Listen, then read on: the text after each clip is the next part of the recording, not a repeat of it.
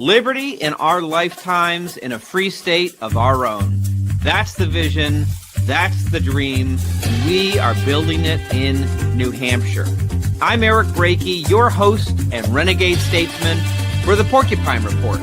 Welcome to your source for porcupine news and free-range conversation on matters of liberty. All right, let's hop into the show.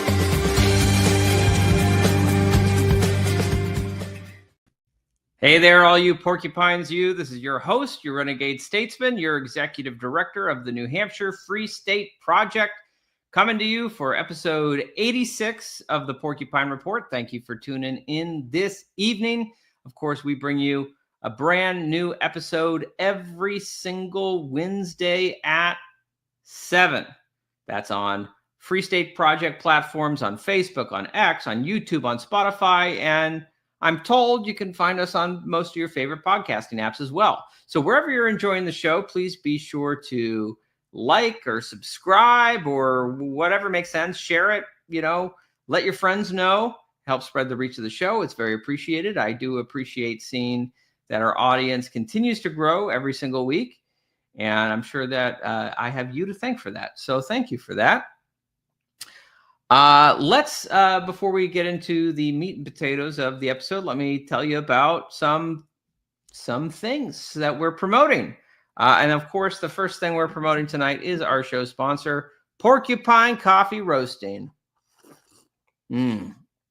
I am so thrilled to have Porcupine Coffee Roasting as a sponsor. This is not just coffee. It's a revolution in your mug, proudly operated by Free Staters in the Free State. They roast only specialty grade beans from small producers, always fresh, roasted in small batches, and it's got a roast date you can trust. And here's the deal.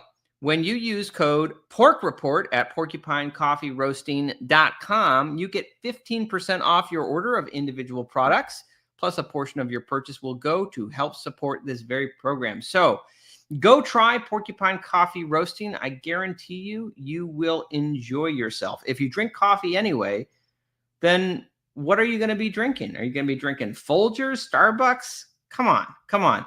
This is Porcupine Coffee Roasting from right here in the Free State. And they ship all over the country. So wherever you are, as long as you're in the U.S., you're good to go to place your order for some Porcupine Coffee Roasting. Use that discount code PORKREPORT. Get 15% off. Support the show. Support some Free Staters. And support yourself. Stay caffeinated, my friends. And, of course, I also want to mention to you, if you are in the Seacoast region on Halloween, we got a great event for you. Get ready for the ultimate 80s horror flick Halloween party Friday, October 31st at 8 o'clock p.m., Join us for a night of bone-chilling 80s beats spun by the one and only active debutante, the DJ who will keep the crypt jumping. Dress as your favorite 80s horror icon, Freddy, Jason, Elvira, or someone else, and compete for killer costume prizes. Expect retro hits, spooky cocktails, and a vibe straight out of a slasher flick. Come to the Shell Clubhouse on Halloween for a night of thrills and chills. I'll be there. I hope to see you there as well. Other things I want to mention, we are getting in towards the end of the year, which is, of course, fundraising season for nonprofit organizations like your friends at the New Hampshire Free State Project. And you know what? I am always so amused by the haters we have who go around the state. They're doing tours around the state, warning about how scary the Free State Project is. They blame us for abolishing the income tax in the state. They blame us for school choice. They blame us for getting rid of vehicle inspections. And you know what? They're right about that. Free Staters did do that. But something they also say about us that isn't quite true is they talk about all the billionaires that are funding us. Well, I wish they were right about that. We don't have too many billionaires funding the Free State Project. Truth be told, we are a very small bootstrap organization, and your support makes a huge difference for our year-round mission as we work to promote to the Liberty diaspora around the country what's happening here in New Hampshire so they can learn about it, as we work to outreach to them so we can connect and be in communication, as we work to put on events to invite people to come and visit, as we help people who are planning their moves plan, prepare, and arrive with a friendly welcome wagon ready to move their furniture into their new home, all the way to they're here engaging. We engage with them to help people build liberty works that will stand the test of time. This literally is the only successful libertarian project in the country for establishing liberty in our lifetime. The most bang for your buck you will ever get at making liberty go from theory into reality. So I want to thank all 225 of our Porcupine patrons who are giving at least $100 a year or $10 a month to support the Free State Project and our year-round mission. And if you aren't a Porcupine patron, well, I want to encourage you to think about it. Here are some things that you will receive. You know, one of the most desirable things, everyone wants this, is the Porcupine patron lapel pin, right? Not only is it flashy, it shows off as you go around that you are someone who puts your money where your mouth is when it comes to supporting the cause of freedom and liberty in our times, but also gets you nice perks at many Free State Project events if you're wearing your Porcupine patron pin. Additionally, you will get access to our quarterly print newsletter exclusive for patrons. It goes right to your door. Imagine that, an old print newsletter. You don't see too many of those anymore. And as I'm told by people who receive it, they actually enjoy reading it. It's chock full of information of all the wins that are taking place. It's the most optimistic newsletter you will ever receive. You would get access to our patron exclusive signal group. And as we are preparing to launch our new Free State Project website on November 5th, watch out for information on that.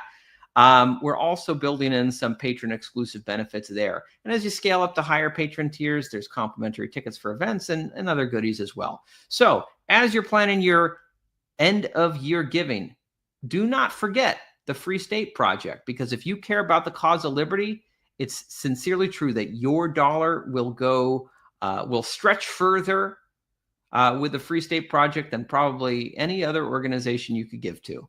So let's keep building liberty in our lifetimes right here in the free state of New Hampshire. Thank you to all our Porcupine patrons and to all our future Porcupine patrons watching now. All right, let's get into our show for today, because I'm very excited for this topic tonight. You know, our guest tonight is someone who we had on very recently on the Porcupine Report. We were talking about Argentina and what things look like for Javier Milei and his party as we're heading into these midterm elections. And a lot of people were predicting that things don't look so good for the cause of anarcho-capitalist libertarianism in Argentina, that perhaps the afuera movement might be meeting a demise sooner than one would hope for, that maybe it was over. But smashing success, defying all expectations, Javier Milei's party had tremendous results in the recent elections. And that's why I'm so glad to welcome back to the program our resident expert here in the Free State on all things Argentina and Javier Milei. In fact, I don't think he's just the resident expert in New Hampshire. I think he's well recognized around the country and the world even for his expertise on what's going on in Argentina. Javier Milei himself regularly retweets this Free Stater. He is one of the original co-founders of the Shell Community Clubhouse, where we're going to be having that Halloween bash on the 31st. His name is Skot Sheller. Let's welcome him back to the show. Hey, Eric. I have my outfit costume in mind, so I'm really looking forward to it on Friday. Any revelations on what you're what are you going to leave it a surprise? Well, it is an 80s horror flick theme, so I will. Are you going as a Evita? Ooh, man. Is she in the 80s? What? Well, I don't know what decade she is. No, but she would be a great horror flick for a libertarian, or Juan Perón as well. I'm sure there's a lot of Argentinian socialists you could go as to scare some libertarians on Halloween. Sure. But anyway, Skot, thanks for coming back on. I know it's only a few weeks ago we had you on, and but there's been some big news as I kind of laid out. So I guess we could just hop right in. Walk us through it. What in the world just happened in Argentina? Yeah, so Argentina just had a resounding victory in the midterm elections, and this followed a defeat that really put Milei's whole agenda and whole libertarian campaign in jeopardy. In September, the provincial elections of Buenos Aires, Milei and his party La Libertad Avanza did much worse than expected. They were hoping to tie or win or become close, and they lost by 14 points. Now, these weren't federal elections. These were similar to like the state house of a state of New Hampshire. They scared investors a lot because of the fact that Milei did so much more poorly. His party did so much more poorly than they did in 2023. In 2023, they got about 49% of the vote. In this election, they only got 34% of the vote. And this caused a ton of fear from investors, a ton of pessimism towards the La Libertad Avanza, Milei's party in the midterms. So the fact that Milei was able to win the midterms, and in Buenos Aires, they like I said, they lost by 14 points on September 7th. They actually won last Sunday. They won by half a point. So they improved by over 14 points over their competitor, and which comes into play what really happened within a month and a half. But Milei's party not only won, but they won resoundingly. They did better than virtually even Milei had hoped. They went from 6 senators to 20. They went from 38 to what they call 101 and in the deputies. So they have a much stronger coalition to put some Milei's priorities into play. For example, like labor reform, tax reform, adjusting the penal code to make it more harsh on criminals and protect private property. So this puts a lot of things in play, and Milei will be able to defend his vetoes, defend his executive orders now, which prior to the election, he wasn't really able to do. In fact, the opposition overrode several of Milei's vetoes and harmed him. And it really seemed like that election in September was somewhat of a soft coup, because prior to that election, the media came up with all of these corruption scandals, and it reminded me a lot of the Russiagate scandal, where there was a lot of innuendo. Oh, there was fraud here and fraud there. There was never even any proof. And after and so you're saying it's kind of like since people think when there's smoke there's fire, if you blow a lot of smoke, you'll make people think there's a fire. That's right. And it turned out after the election that all of this was nonsense, and it just went away. It wasn't even a factor in this last election at all. So there was a belief that whole event really harmed Milei economically, because a lot of investors started to get cold feet and leave Argentina. So this election caused the greatest stock market day in the history of Argentina, caused the peso to appreciate rapidly, caused the bonds to appreciate rapidly, and it will allow a much more positive path for Argentina, because now Milei won in Buenos Aires province, the most populated province, and it really sets up well for his reelection. Losing by 14 points, there was question whether he could even get reelected. But now that he won in that province, and he's even more popular than the people that are running as senators and deputies, it really bolsters his reelection campaign in Argentina. So there's a lot of good that went along with it, and it's really fascinating. Now, I think I read somewhere that the polls were as much as 10 points off, and the Socialist Party, the Peronists, did worse. Did I rewrite that they did worse than they ever have, failing to even achieve like a 25% threshold? I think I saw someone say that. And could you explain for us more? So like 40%. So obviously this is not like the U.S. system exactly, where we're got to have like a two-party system. Imagine so we're talking about a multi-party system. 40% is not a majority, but gives him a very strong plurality from which he can try to build coalitions with maybe the more moderate right party. Is that what we think is going to happen? Could you break some of that down for us a little bit more? Yeah, absolutely. It's not like the United States and it as a two-party system. It is a multi-party system.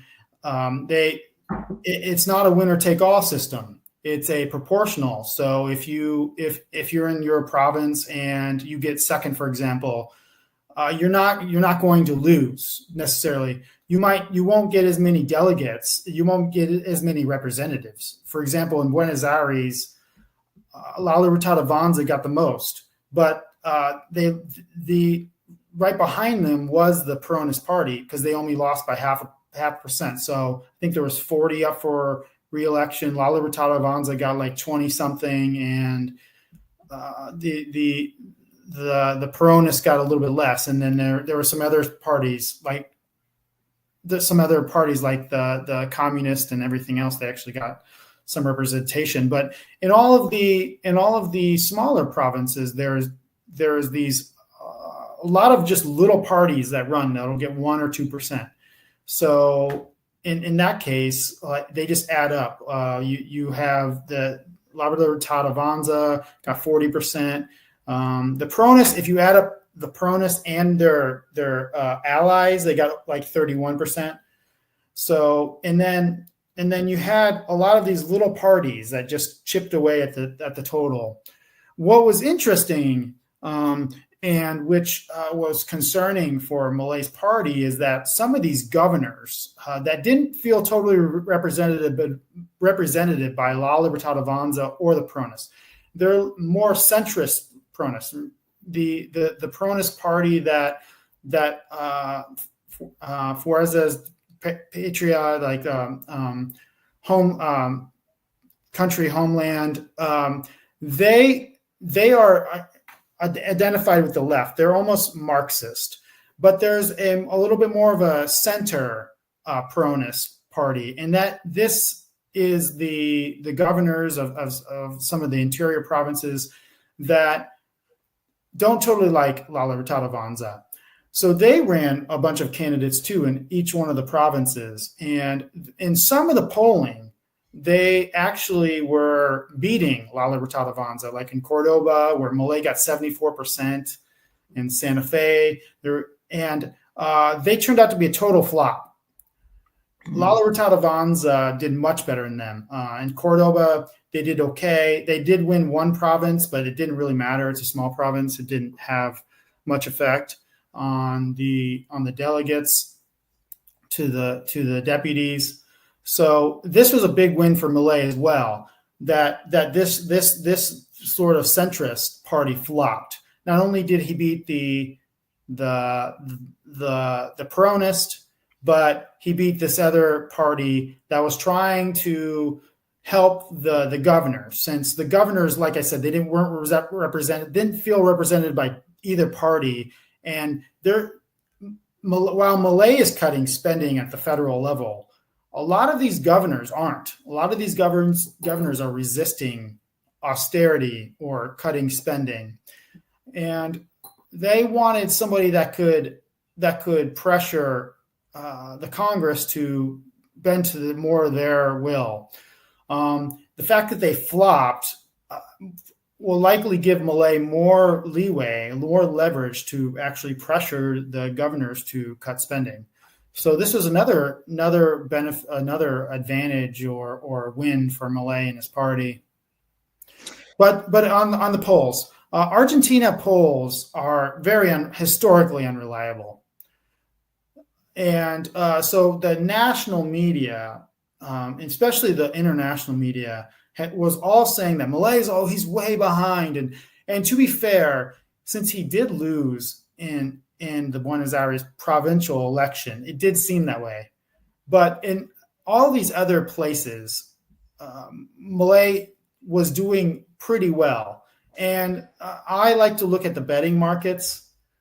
I think the betting markets are more accurate as far as seeing who's going to win. They seem to do better than polls. And the betting markets generally had Milei's party winning the most delegates, the most votes, the most seats. So I was fairly confident they would win. I guess I didn't expect them to get 40%. 40% was very good. 35% would have been like neutral, not terrible, not good, not great. And then below that would have been very bad for his party. 40% was beyond what people expected. And the fact that the Peronists did so bad, like I said, less than 35%, just showed that Milei's actually popular in this country, that people do see improvements. And it was funny, after Milei lost that election in September, the Peronists were throwing parades as the asset prices got crushed, as the peso got crushed, as the bonds got crushed. They were like celebrating the blood on in the Argentinian stock market, on Wall Street. And I think people just saw, it's like these people, when they win elections, everything always goes bad. When the previous Peronist president won, the stock market fell 50%. And I think people are just catching on that these people are not really good for the country. And and because of the resounding victory, it went the other way. The stocks did very well. The peso did very well. The swap that the United States made with the peso turned out to be a great investment, as I predicted. Let's talk a bit about that, because I know that was a fair bit of, I don't know if controversy is the right word. Certainly, many kind of libertarians were objecting to the prospect, and frankly, kind of from an America First perspective too. I can understand kind of the criticism of Trump, the Trump administration coming in before these elections, and doing some deals to buy Argentinian beef, and apparently to prop up the Argentinian peso. What's your take on all of this? Good, bad, and ugly. Yeah. So the issue is Milei inherited an unpayable debt. This is similar to the United States. The United States has an unpayable debt. What we do, though, is we don't pay it. We sell more debt to pay for the old debt. Yeah. And this is what Milei was doing. The previous administration absolutely destroyed the balance sheet of the country.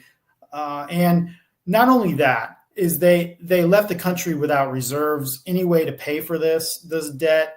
And the country is in such terrible shape that nobody in the world would give money to Argentina besides maybe China. So Milei, his plan was he wanted to roll over the debt. It actually mostly came due in 2026 or 2025 this year, and then 2026. So Milei's plan was to roll over the debt, just like every other country does, like every other country. Canada, the U.S., Mexico, they all roll over their debt, sell more debt to pay for the old debt. And this had actually been happening in 2025. They had a couple auctions, and it went pretty well. It went fairly well. The issue was, after this, they lost in Buenos Aires. And we must note that they overrode some of Milei's, they passed laws that hurt Milei and overrode his vetoes, which and these were these were mostly on spending bills. Yes, so on spending bills to increase the spending, the public spending. So all of this together brought up what they call the country risk. The country risk is a measure to show how reliable is the country and the government at repaying debt. And so Argentina's like a bond rating. country, Okay. Right. Because Milei had bring down inflation from 200% to 30%, because economic growth was some of the highest in the world, and because he's running a budget surplus, he'd actually brought the country risk down just to the point where he could actually reach international markets where some people would be willing to buy the debt. Unfortunately, why I kind of call this a soft coup, where is the opponents targeted, that really seemed to target this election in September, and the defeat of Milei increased their country risk to the point where he could not reach international markets to roll over the debt. And they had a lot, and he didn't accumulate it. Like I said, it was the previous governments. So Milei had been doing everything right, running balanced budgets, deregulating. Their economy was growing. It's grown over 5% already this year, accumulated. And so Milei needed a new creditor. Now, he didn't take on new debt for Argentina. He just got a new creditor. Okay, so he just took the debt that he had and paid for it with new. So on net, it was the same. In fact, in this time, from Argentina's perspective, they got a new creditor and much better terms than the previous. So it wasn't like they took on new debt.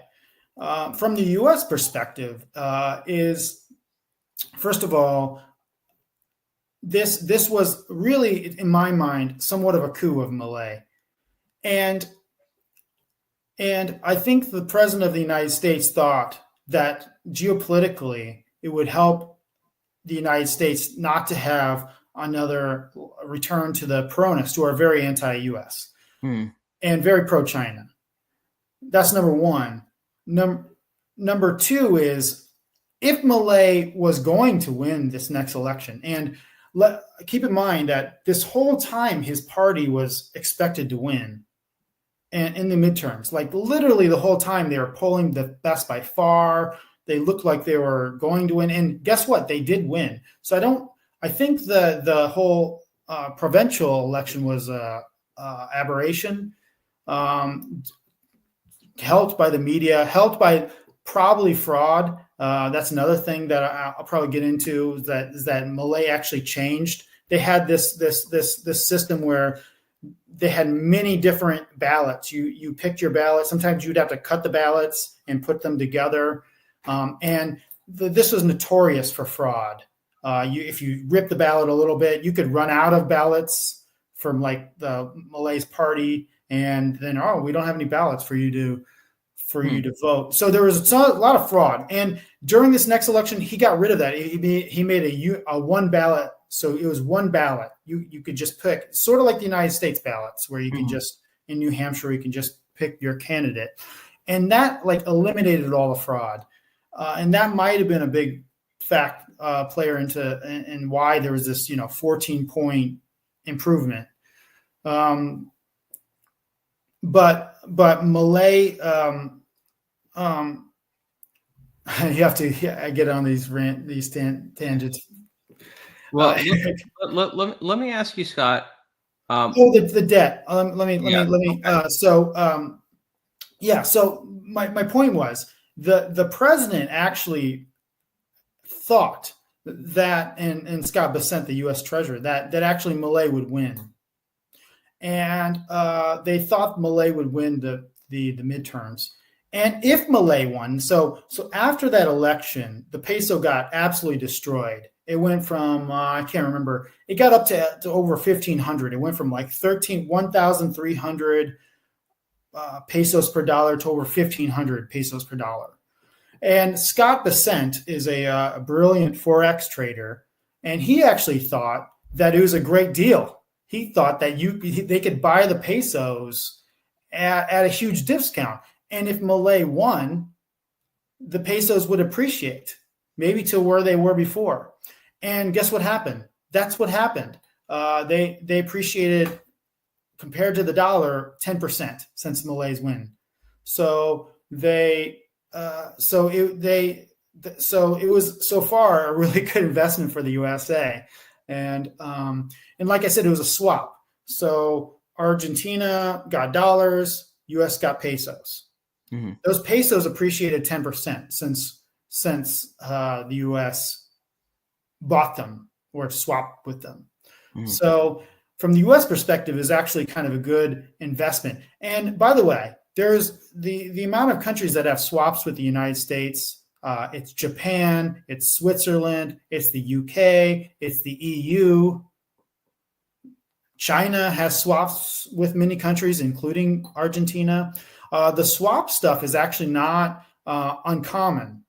It's a very common thing for that many of these large governments do, and it's actually sometimes it's good to have foreign currency. And I think that has to go with some of the buying the beef. We have all these pesos. What can we do with them? Well, we can buy Argentina beef. Mm-hmm. So, yes, which is the best in the world, by the way. So, well, don't let some of our folks who have raised their own beef here in New Hampshire hear you say that. I think they would agree that it's very, very good, and I've had some great beef here. Yeah. the homegrown beef. So that's what happened. And it turned out to be a good investment. And if Milei can get his labor reform done, now that there's a shot at it, he can get his tax reform done to lower taxes and simplify taxes. That'll make Argentina pesos even stronger. So and there's another factor too that really hurt Milei. When the peso lost so much value after that election is what they owed was foreign currency, mainly dollars. And when you have 1,300, when you go from 1,300 pesos to $1 to 1,500 pesos to $1, it's actually harder to pay it back. So it's actually harder to pay back the debt as the peso depreciates compared to the dollar, because they had to use more pesos. Mm-hmm. They had to accumulate more pesos to pay back the debt. So all in all, like, it was a sort of a coup. Wasn't really Milei's fault, and he got a new creditor. Mm-hmm. Well, let me ask you, Scott, in big picture, what do you think? Obviously, I think it's probably good for the people of Argentina. They've been through a real long road of bad governmental decisions and bad administrations, and a poster child for destroying your own currency and hyperinflation. So I think it's certainly a good thing that Milei is growing his base there in order to kind of get a more pro-market, pro-liberty agenda through. But what do you think the significance of this is for the cause of liberty around the world? Why should someone in, say, the Free State of New Hampshire care about this victory in Argentina? Well, I just think there's so much to learn from Milei. This is a guy that 10 years ago, liberty or libertarianism, free markets, even capitalism was viewed as a bad thing in Argentina. It was viewed as greed. It was viewed as selfishness. Milei was laughed, even told to go off of television programs when he first started because he was so disgusting. And the way that he started his movement by reaching out to the young people, by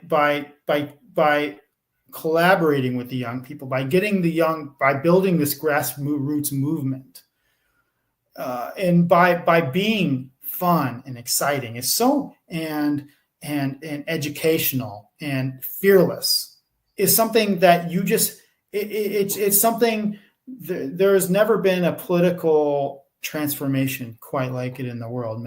Quite possibly, maybe the fall of the communism, like in Poland or something, but could compare to it. But to go from nothing and to not only win. I mean, in 2021, Milei got elected in Argentina. He defied the lockdowns. That was a big thing that he did that. But he got elected with two people. He started his party in 2021. He got elected. There was only two people. He and his vice president were the only ones that became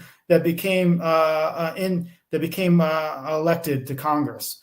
2 years later, he wins the presidency, and then against the media's odds, against many odds, he wins the midterms. He establishes this party out of nothing. It's only 4 years old.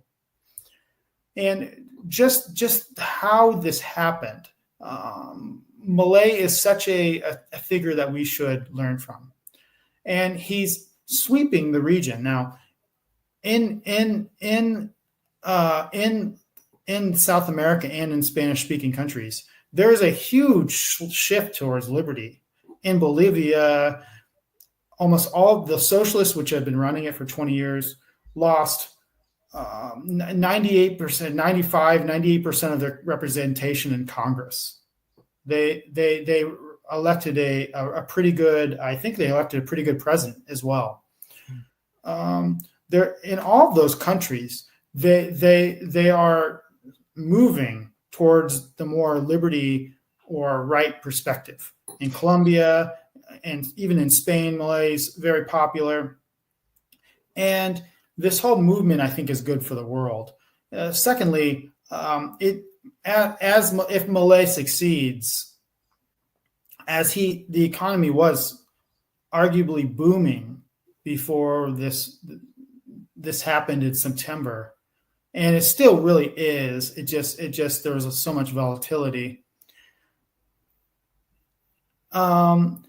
It really demonstrates to a lot of these countries that are suffering from high debt, high regulations in Europe and in the U.S. that if you do a libertarian or free market policy, you will actually have good outcomes.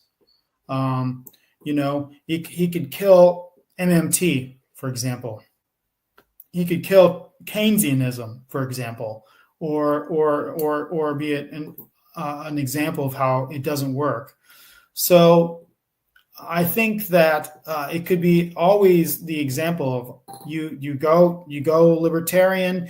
Even if it's a terrible decision, you can cut a large part of the government, and if you cut a large part of the government, the people actually like that. The people that actually will vote for you if you cut government, if you do all these policies. Milei won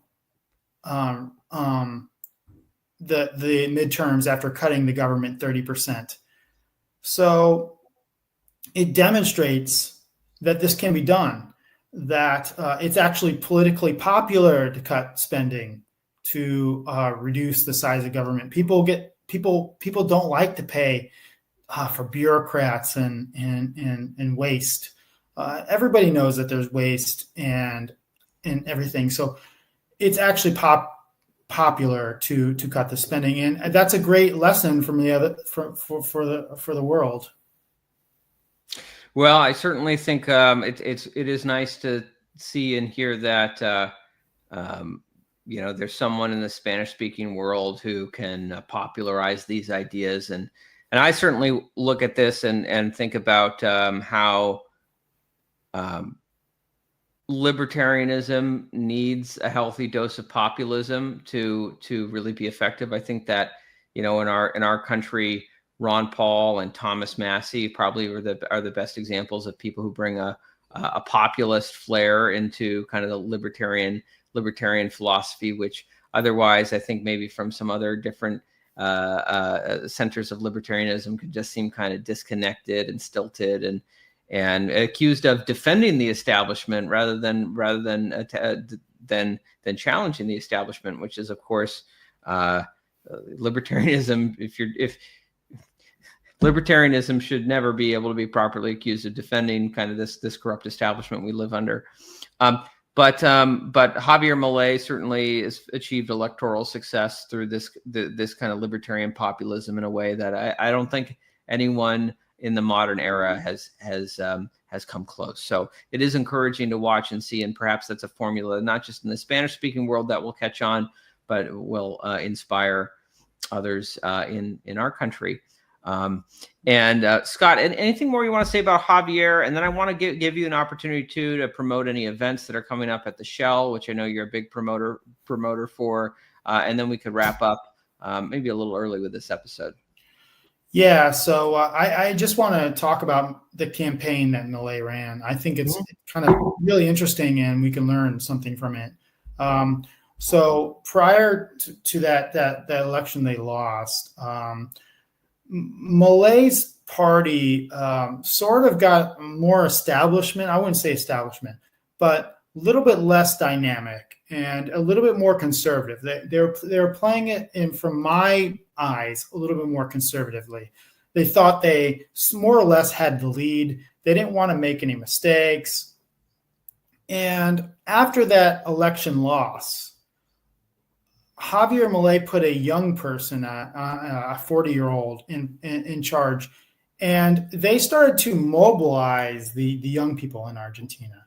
So they called them the forces of heaven, and Milei started to campaign in a way that was, I feel like, more harder than he did for president. And he was visually just, I think the visuals are really important. I think the innovation of having the people, when you're giving a speech, Donald Trump did this, and Barack Obama did this, having the people behind you, Milei would go to these cities and he would just say, I'm coming to the city. Because actually, I think Milei was afraid of assassination. So he would generally not be like, I'm going to be here at this time. And he would go to these cities and he'd be like, I'm going to be here, around this time. And he would get mobbed with people. And he'd be driving, and then he would get out of the car and wave his hand and stuff. And just with thousands, tens of thousands of people around him. And just the visuals of that. His opponents had tried to portray him as losing popularity. And the visuals, every place he went, getting mobbed. And he would get out his the speakerphone thing, whatever you call those. And he would be giving these speeches, and like the visuals were just incredible. And it just comes to show that a dynamic person that speaks about liberty, sort of like a Ron Paul. I mean, I think Milei is more dynamic than Ron Paul. It can be super popular, and being kind of the cool guy is popular. Milei gave it was basically a rock concert. It was in Buenos Aires, and they must have had 25,000 people stuffed in that place. And it was one of the most beautiful sights you'd ever seen. And so people just really couldn't deny his popularity. And I think that was a huge part of it. Also, I think meeting with Trump got some of the more center-right people on his side, because a lot of those people do respect, the United States and that sort of thing. So Milei's campaign took a more dynamic approach and a more fun and exciting approach. And I think when we're running our campaigns, in general, if you want to be disruptive, I think that's what you need to do. You need to be fun and exciting. You need to have great visuals. Obviously, Milei has great slogans. And so that's just something to learn. And one of the really exciting and kind of fun switches that allowed this to happen. And I think that's mostly what I have. But it will be really interesting what he passes, because they really do need labor reform. The labor laws in Argentina are awful. Basically, you can't fire anybody. The taxes on employees are horrible. So half the country works under the table. and these are generally lower paid jobs, etc. So it really needs labor reform. So we'll see what they can get through. They still don't have in any chamber a majority because their party's so new, and so they'll have to coalition with other parties. But it's very exciting time in Argentina, and it almost couldn't have gone any better. Well, Scott, as far as announcements, on November 8th, we're having another karaoke. So we're going to have one of our great karaoke DJs, that is a great singer, and he's very good at it. So if you haven't been to November 8th, November 8th, it's on a Saturday. Oh, maybe I can come by after the political leadership workshop we're doing in Concord that day, which is sold out, by the way. So thank you. Looking forward. Yeah, that was. So Scott, I'll promise to be there if you promise not to film my karaoke and put it on the internet again. I won't. I didn't put it on the internet. I did not put it on the internet. I shared it in a small group, and I thought you hit some of the notes very well. So I was trying a new song. I was a little embarrassed. Zombie, which I thought you hit some of those notes very well. So I didn't think you should be ashamed of it. Well, but some things you just kind of want for the people in the room, right? Yeah. I will. I generally don't post anything that people don't want to post. No, but there, it's beautiful in the shell at the time. The shell at night is really beautiful. It's kind of an open space. Everywhere you look is pretty. We've made it that way, and so it's a really great vibe, and the music sounds wonderful in there. So music and comedy are both great at the Shell. I know, Jack Garber, who organizes a lot of events at the Shell, is always pushing us to remind folks too. There's going to be a new mover potluck for Thanksgiving at some point around. So it's a great. Of course, you don't have to be a new mover to come. We want the whole community there. So that'd be kind of a nice way to share some thankfulness with community and new people and all that. And I'm sure there's stuff going on for the Christmas season. There's stuff going on all the time. So, Scott, I really appreciate all the work that you put into the Shell Community Clubhouse. I think that the clubhouses in New Hampshire are really one of the most, unique things about the liberty movement in New Hampshire that you don't find in other states. Absolutely. They're really fun, and they're a gathering place where we can go, and we can always be safe there. Like, we started it during COVID, and we started during COVID apocalypse. Yeah. And it was a place where we could always be normal. We didn't wear any mask. We didn't ask for your vaccine card. And some people said it saved their life. So, and we would get people from all over the world to go there, or all over the world. Yeah. All over the country, all over the world. I just wanted to see a face during the mask times, but it still remains a great spot. And many of our state reps and even GOP leadership love to come to the Shell. Yeah, that's a great spot. Well, Scott, any other final words you want to share before we wrap up? No, just obviously come visit us in New Hampshire, and Viva la Libertad Carajo. All right. Thank you, Scott. Really appreciate you coming on the show and sharing your expertise with everyone. No problem. Thank you. All right, everyone. That's the show. Thank you again for joining us this evening. Of course, we do bring you a new episode every single Wednesday at 7. Thank you again to all of our Porcupine patrons, which you can be for just $10 a month, $100 a year. Support our year-round mission at the Free State Project. Get a lot of nice little benefits to go with that, from the pin to the newsletter to the Signal group, to some new benefits coming with our website launch, where there's going to be a totally new FSP.org launching on November 5th. Remember the 5th of November. And we'll also be opening ticket sales for Liberty Forum 4 months to the day before Liberty Forum begins. That's going to be March 5th through the 8th. You can mark your calendar for that. And be sure to get your tickets for Liberty Forum going on sale November 5th, along with the launch of the new website. Anything else to say? I think that's it, everyone. Thank you so much for tuning in tonight. Thank you to our producer, Renita, who will be the one operating the as the DJ at that Halloween party at the Shell. So come out for that. And furthermore, my opinion is the Federal Reserve should be destroyed.